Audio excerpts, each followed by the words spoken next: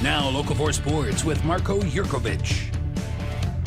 It's week 10 of the high school football season, and the playoffs are upon us, at least in the 8-man ranks. We start in Class D with reigning state champs number 3 Sandy Creek opening knockout play against number 30 EMF. Cougars up 32-6 at halftime. EMF offense going for it on fourth down. Direct snap to running back is stuffed short of the line to gain. Sandy Creek takes over with great field position, and Cam Seeley looking to pass, and he has his man. Logan Tomke hauls in the catch. Sandy Creek in scoring position. The Cougars give it to Alston Clark, who barrels his way into the end zone. Sandy Creek wins this one 60-14. Now to the number 1 seed in all of Class D1, Shelby Rising City. The Huskies are at home potentially through the entire postseason. Blake Schmidt open downfield. He brings in the Logan Lindsley pass. That's how you execute on fourth down. Huskies on the board in the first drive. Next drive, Carter Eckmeyer right up the middle, breaks free, and he is gone. That's a 60-yard touchdown run. SRC is rolling.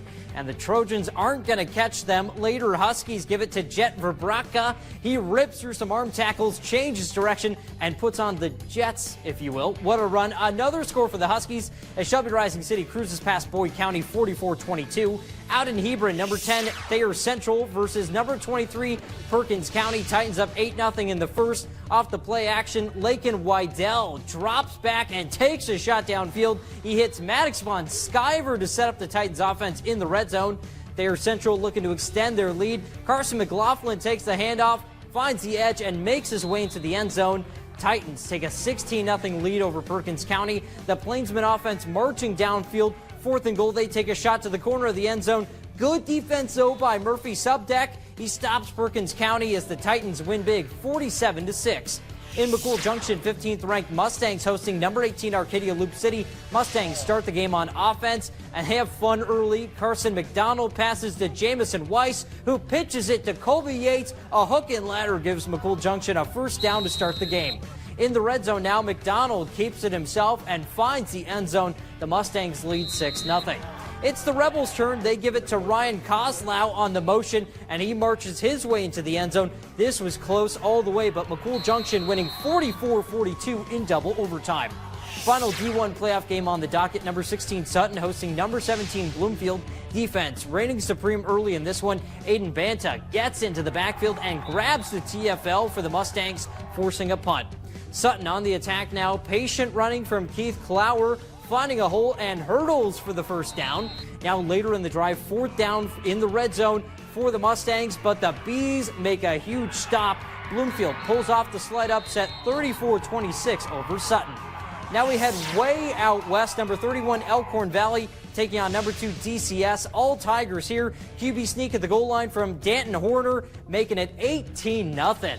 Next drive, Horner to the air, finds Breck Horner wide open down the seam. That's for 6 more. And how about this Tigers defense? Arid throw from Elkhorn Valley. Kevin Garcia elevates and picks it off. He has a pretty good return, too, weaving his way inside the 10. Garcia does the honors on offense, taking the direct snap, scampering in for the score. DCS throttles Elkhorn Valley 49-6 the final.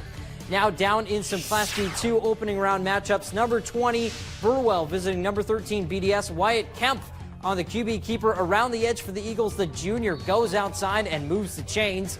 It worked so well the first time. BDS says, let's do it again. This time, Kemp breaks contain on the sideline. He is untouched to the house, a 53-yard touchdown. That puts the Eagles ahead 6-0. Burwell answers right back on the ensuing drive. A little trickery from the Longhorns. And Brody Jensen, the state wrestling champ, he's hard to bring down on the gridiron as well. Huge gain later in the drive. Drew Daw punches it in from 2 yards out. Burwell rolls to a 49-30 upset win over BDS. Here's a look at some other playoff scores in D1. East Butler falls to Hemingford, while Stanton upsets Ravenna. In D2, Hitchcock County takes care of business against Franklin 42-14. Overton wins a shootout over EPPJ 49-42. Also, Sandhill, Sedford, and Central Valley win comfortably. Second round of 8-man football playoffs begin on Friday next week. Now to some regular season football. 11-man and 6-man playing their final week of the schedule. Lincoln Northwest visiting Grand Island Northwest on Pink Out Night. After trading 3 and outs, Vikings move the chains off the pitch and catch between Brandon Wissing and Brock Ostdike. Later, third and short, Austin Britton is stuffed at the line and swung back by Bryson Rumbaugh. Falcons trying to get going, but there's a problem with the exchange, and Owen Weiss pounces on it for GI Northwest. Ensuing Vikings drive once again knocking on the door, and again the Falcons make a stop. It's Mason Stollinger with the INT for LNW, but Grand Island Northwest eventually gets it going, pulling past Lincoln Northwest 44-18.